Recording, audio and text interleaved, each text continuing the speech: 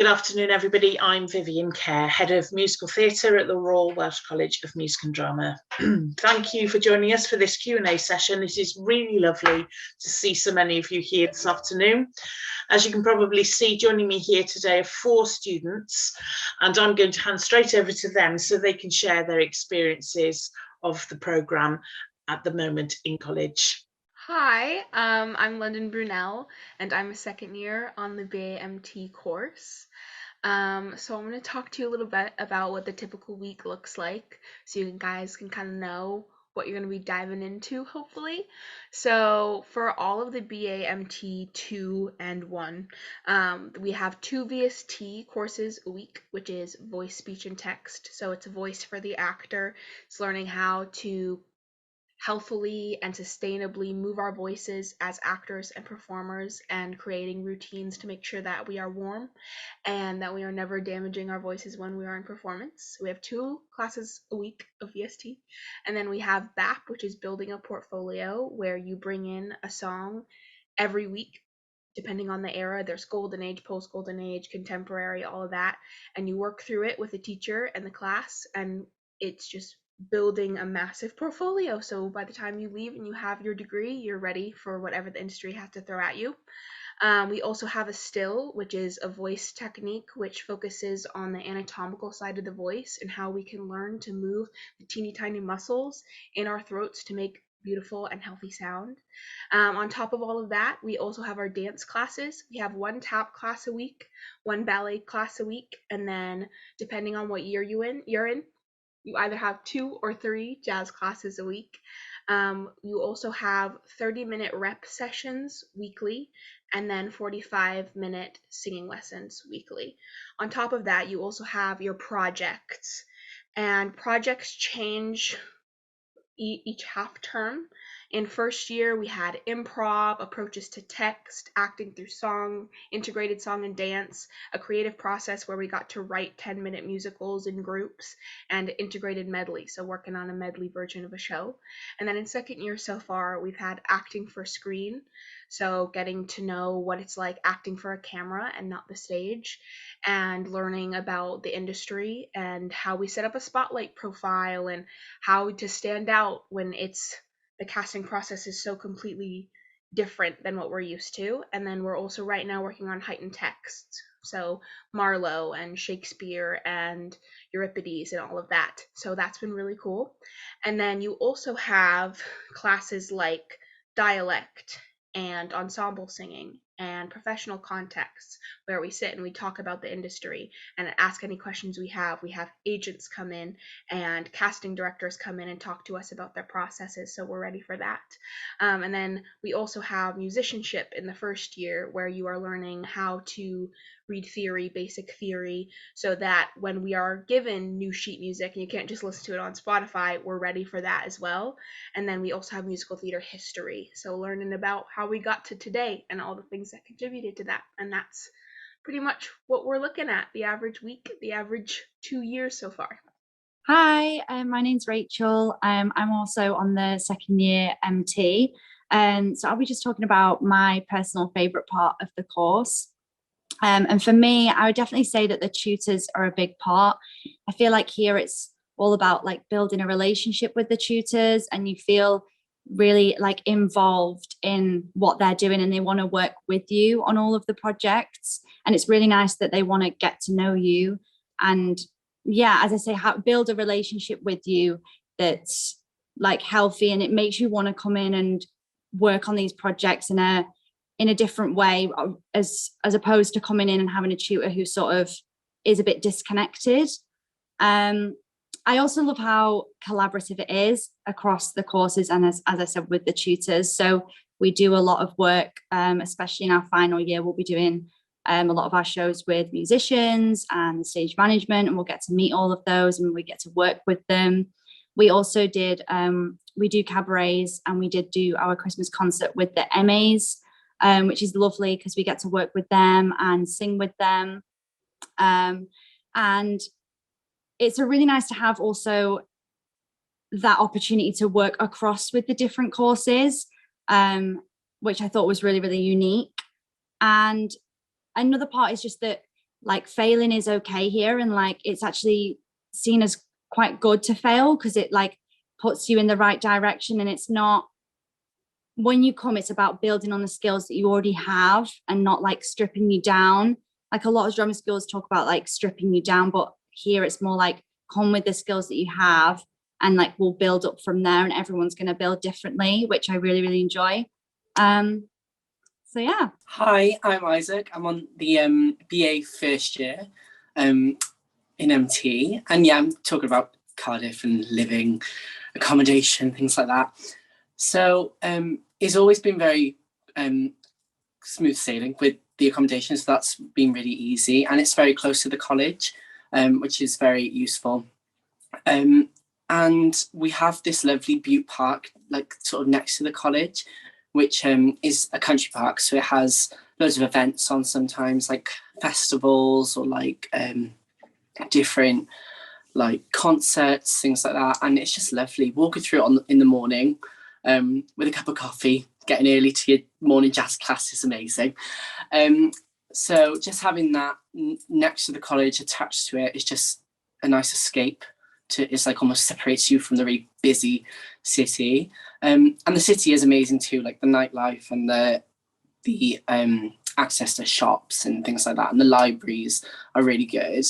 And I'm from Cardiff originally, but it's like looking at a different angle on Cardiff, which is really nice. It's just very accessible, and it's quite welcoming, is what I've heard a lot of from my peers as well, which is really good. And there is quite a few gyms around Cardiff, because I know that's some things that people look for, especially with this course, is like having access to gyms and things like that. There's not one on site, but there are like 3 major ones right in between college and the accommodation that are really cheap and really good. And yeah, just the accessibility is amazing. So really good. Yeah. Hi everyone. So today I'm just going to be talking a bit about visiting tutors that we have in the college for the musical theatre course specifically. We have a lot of the tutors that we have are visiting tutors, but like Rachel says, we do develop really close relationships with them. And because we see them so often, they don't essentially feel like visiting tutors, they feel like they're in the college all the time. So it's lovely. So we have Amy Guppy for TAP, who's really nice. She's done a lot of things to do with TAP. She's working at the minute and she's great with us. She really pushes us and she's really nice. We sort of can find a nice medium level with her in terms of getting a lot of work done and having a bit of fun. And then we have Aaron Anzani Jones for jazz. He's great. He pushes us so hard, and he just makes an environment that was quite uncomfortable for me to start so comfortable. And I think we all have really started to find progression through him this year in jazz, and that's just due to the way he is. So that's been great. We also have Emma Lewis for ballet, who works for National Dance Company Wales. She's great. She's really exotic in her ways, I guess, and she's just lovely. You can always guarantee that it's going to be a good lesson, so that's great. And in terms of our singing and rep, we have Michael Morwood, David Lan, Ian Nicholas, got it right today, and Kat Stevens, and they're all great. Our singing teachers, Kat, Ian, and we have Tim. I don't know if Tim's been mentioned. I don't think Tim's been mentioned. The legend that is Tim Richards. Feel free to give him a Google. He's our year tutor now, yeah, for this year. He's possibly the god of singing. I told him the other day that he has a god complex given from all of us, and he accepts it. But he's great. They're all still trained. I think Tim's probably one of the most advanced people in Estill that people know. Yeah, full stop. So he's great. And they all work under Tim's wing. So whatever singing teacher we have always gives us great lessons. And for our rep class is exactly the same. We get great rep. And they're just really nice people again to work with. And just finding that comfortability and pushing all the lessons is important. And then we also have visiting tutors for all our projects. So we're working at the minute with Owen Horsley, second year BAs, who is doing our heightened text project, who works for the RSC. He's an associate director / artist. He's great. And I know the first years are also working with Matthew Bolgo, who's a Welsh playwright at the minute, really well known, done some musical stuff too, so he's great. And every visiting tutor we have has just been so nice and so welcoming and so great to work with that we haven't had any complaints. So that's just important. And then in terms of performance opportunities within the college, I know our cabarets have been touched on. They're a great opportunity. So many people come to the foyer and have a drink, and we can just sort of sing whatever we want. And it gives us a chance to do duets and group numbers, and they go down really well. So that's really, really nice. Christmas concert has also been mentioned. We did a swinging into Christmas last year, but Christmas on Broadway this year is it's just as good, probably better. We were still in COVID times last year, which sucked, but they're good fun, and a lot of people come to the college, and it's nicely decorated, and we get to wear a bit of sparkle, so that's great. And we also share a lot of our projects within the term. So even if they're not like official performances, we do feel like we can showcase what we've been working on to other students on the courses or faculty. And I think that's really nice to have sort of an end goal at the end of each term, just to really have something to work towards. And then in our third year, we have Bridge Project, which is really important to, it's sort of an internal showing of a musical, but it's more about just really finding that process with, like Rachel said, working with musicians or stage managers and finding out what's necessary to make those public performances so good. So then we follow then after Christmas into 2 public performances and a showcase, which is also taken to London. So that's really, really nice.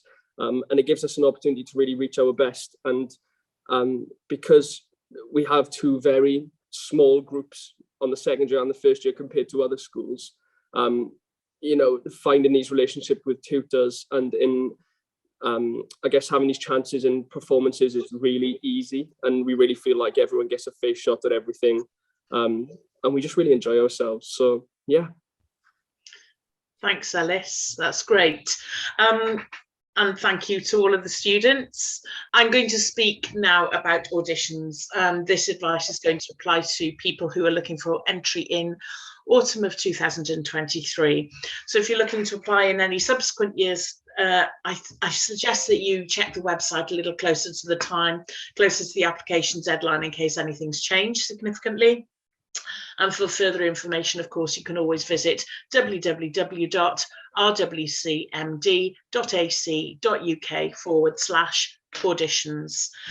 So our auditions start early. They start in the autumn term for the next autumn's intake. And we hold them in 2 rounds. First round, we'll invite you to bring a song and a speech. And the song can be anything from musical theatre of the last, 100 years or so. And the speech can be either classical or contemporary. So it could be Shakespeare or Marlowe or anything like that. Or you could bring something that was written in the 20th century or, you know, even a few months ago. The most important thing, I think, for your piece is that you know them, you connect with them, you understand them, and you feel comfortable communicating them.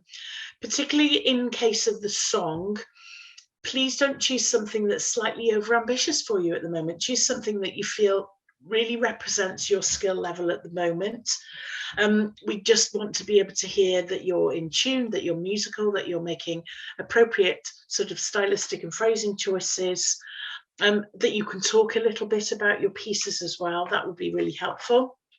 And following that first round audition, where you'll meet a panel of 2, and those will be on Zoom, by the way. First rounds are on Zoom, so they're live Zoom auditions. We're not inviting recordings this year, they're live Zoom auditions. And then our second round, should you be successful, will take place hopefully on the college campus, where again you'll meet 2 other people. One of them might be me, and some other senior course staff from the musical theatre department. And we'll ask you to bring 2 songs and 2 speeches, and there'll be a movement dance audition as well. And we will be looking at your ability across the board, but also some other things that you might not be thinking we're looking for as well. We'll be looking for generosity, how you are in the room, how well you've prepared your music. Can you get up again if you fall over in the dance?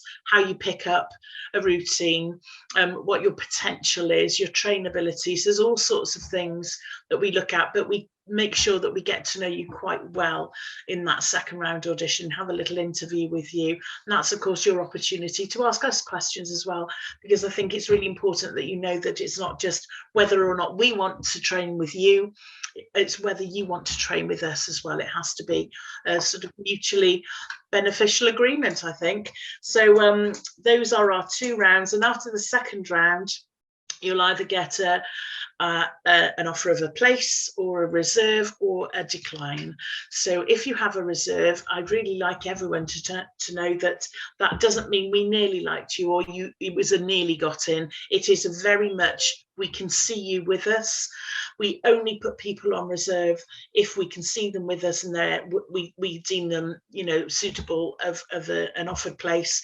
We're just limited by capacity with our small numbers as well as ability. So we just need to make sure that we have those places available based on the last auditions before we over offer on places. So I hope that's covered it for our auditions. Songs, speeches, a dance and movement audition, which is just to see really your pickup speed and your comfort within the room. We just ask for energy, enthusiasm and commitment. You don't have to be the best dancer in the room. In fact, you could be the best dancer in the room, but there might be other things about your audition that would lead us to actually offer somebody else that we'd prefer to work with. So just come as you on a good day with some really well learned material that you enjoy communicating. How many people do you take on this course? I've answered that. Amy Sue Cottle, that's 16. Movement or dance auditions would be in a group. You would absolutely be in a group of about 10 or 12 people. They wouldn't be solo. Leah, do you get any feedback on your audition? We don't provide feedback on all auditions, but we do. We don't provide detailed feedback, but we do have a tick box that you're able to request, which will give you some idea of a guide. We have hundreds and hundreds of applications, so we aren't able to provide detailed feedback, I'm afraid, on all of those, but there is something. First round auditions, Nico, have already begun, so applications are already open, and our closing date is the end of January, I think. Is that right, Lisa? End of January for BA closing date. Do I do any one-to-one tuition with students, or do we do any? The answer to that is yes and yes. Yes, students have one-to-one singing lessons and one-to-one repertoire coaching, and then through the course of project work I will also work one-to-one with students when I'm taking a project. Phoebe Knight, do I have any advice on personal statements? Yes, I do. Make them interesting. Just tell us the things that you'd like us to know. If you've done if you can ski, or if you're a chef, or if you play any instruments, what are the things you like to do as well as musical theatre? Tell us about you, the stuff that I don't know about you unless you tell me. What hobbies you've got, what your interests are, what your aspirations are. Tell us what inspires you to be interested in musical theatre. What would you like to see changing in musical theatre in order to accommodate for you and people like you? So the personal statement is when we can get to know the individual, and as you know, that's really important to us. Any competitions, anything like that, very interesting to us. Lucy, do we offer extra help towards people who have additional learning needs? Absolutely, yes, we do. That's, again, really important to us. So we've got a disability officer in the SU, we've got disability mentors and staff in student support. We absolutely want to make every reasonable adjustment we can to help any student with additional learning needs. We have disability advisors who can help with sort of DSA applications and things down in college as well. If students feel that they have additional learning needs undiagnosed, we can run through a diagnosis assessment with them as well.